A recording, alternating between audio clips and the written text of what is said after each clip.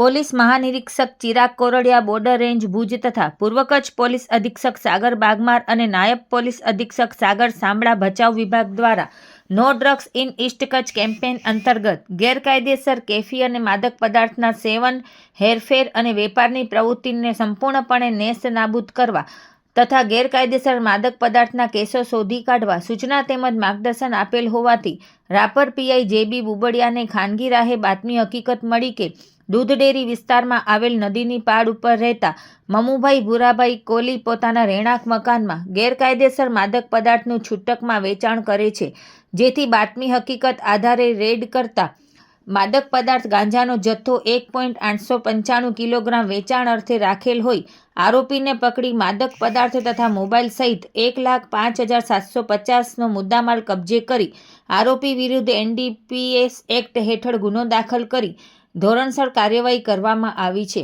આ ગુનામાં સંડોવાયેલ અન્ય એક આરોપી દિનેશપુરી ગોસ્વામી હાજર ન મળી આવ્યો હોવાનું પોલીસે જણાવ્યું છે.